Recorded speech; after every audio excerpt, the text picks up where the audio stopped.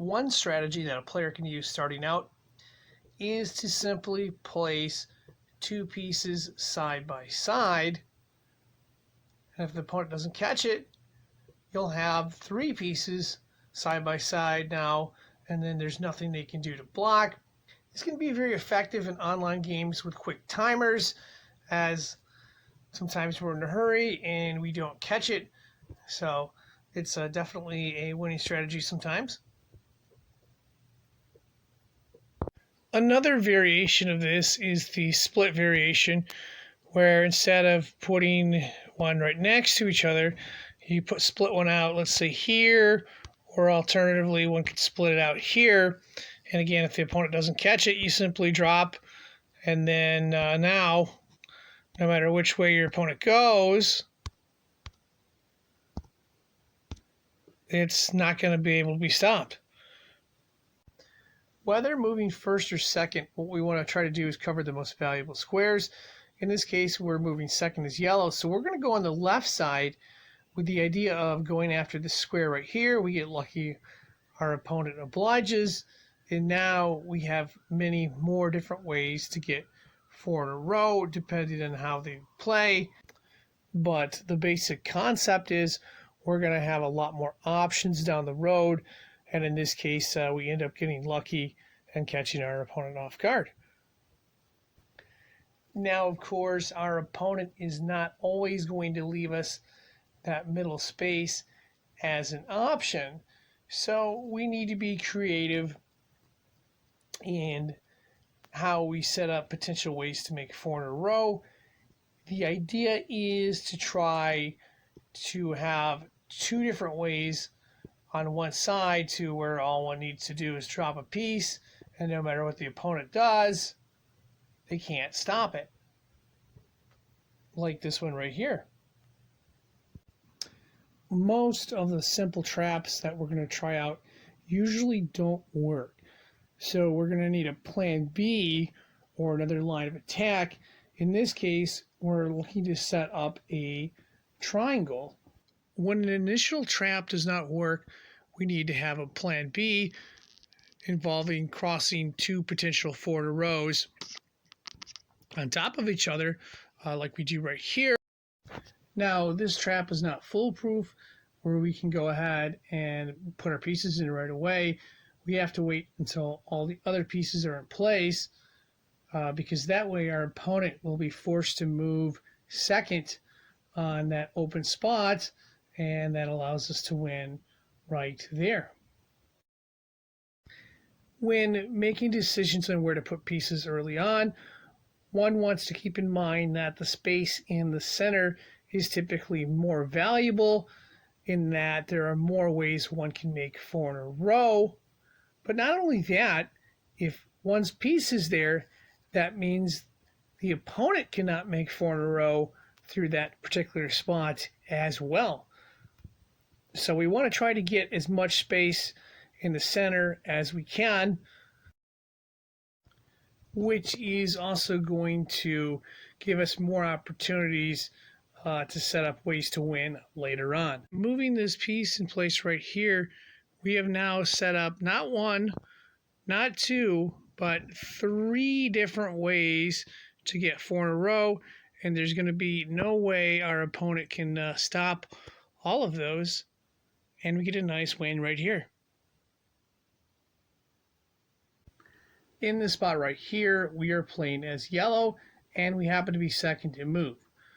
What we're going to eventually try to do is set up two different ways to win on one side. Again, getting the angles in place and trying to get the setup we want. In this spot right here, the perfect move for yellow is going to be right here. And the reason for that is that's going to give us two different ways to make four in a row. And of course, red is not going to be able to stop both of them.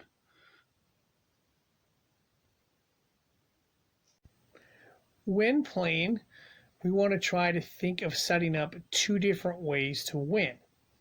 In this situation right here, we have set up one way to make four in a row. What we'd like to do is set up another way on top of that to make 4 in a row so that our opponent will not be able to stop it. We get the setup right here that we want, and now there is nothing our opponent can do, and we win this game right here. Double attacks can be set up many different ways. In this spot right here, we're playing as yellow. We are eventually going to have 3 pieces across, and what we're going to do is we're going to leverage that by setting up a double attack down on the left side here. Red doesn't catch it. We get it in place, and now there's not going to be anything red can do to stop it, and we're going to get a nice victory right here. Sometimes games can last a while, so one wants to be able to hold out until the end. Now, as a second player, you want to try to cover the second column. How you go about it doesn't exactly matter, but if you have it covered and the first player has it covered, it's going to be second player advantage, all things being equal, because the second player gets to move second and the first player has to move first. And of course, if you can't get the second column covered on both sides, you can always go for column number 4. And if you're playing as first player, you'd be playing for odd columns. Here, of course, we got that first column covered, and we get the second column covered as well. Now, the next question becomes, how long can we hold out? And as long as we don't give them anything, we end up getting a nice victory here, as there's nothing red can do to block in the end.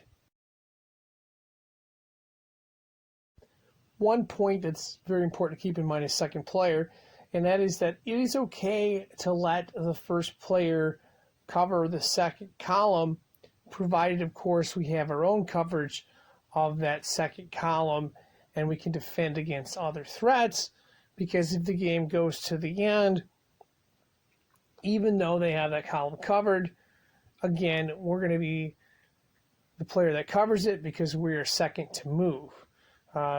Like we end up doing here at the very end, and winning a nice, long, fought-out game.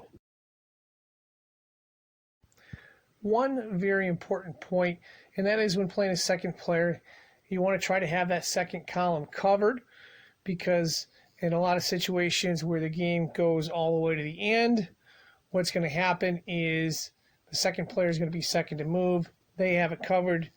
They are going to end up winning in that situation, like red does right here.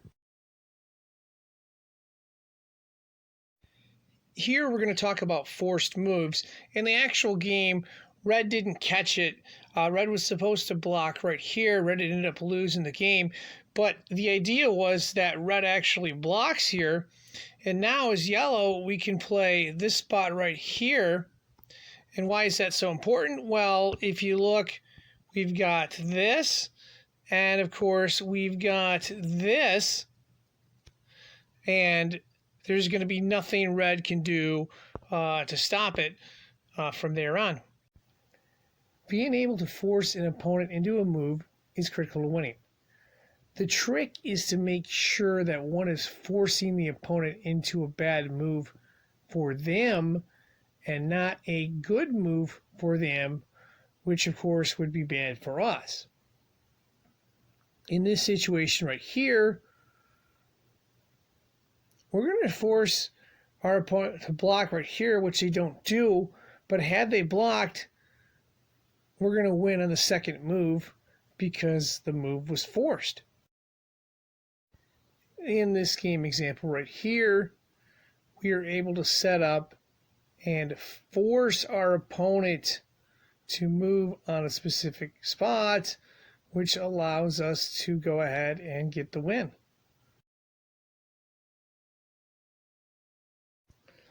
In this game right here, we are playing second as yellow, and what we're going to do is set up a forced move where we're going to force red to block, and then we make 4 in a row the other way. This game right here is going to have a lot of back and forth. However, as we get toward the top, there arises a big opportunity for red, which is going to take advantage of it by forcing the move. Now, yellow doesn't block here, but had yellow blocked, it wouldn't matter because red would be able to get 4 in a row going sideways. And that's going to ramp this up. Thanks for watching, and good luck. For more tips on Connect 4, be sure to check out the link in the comment section.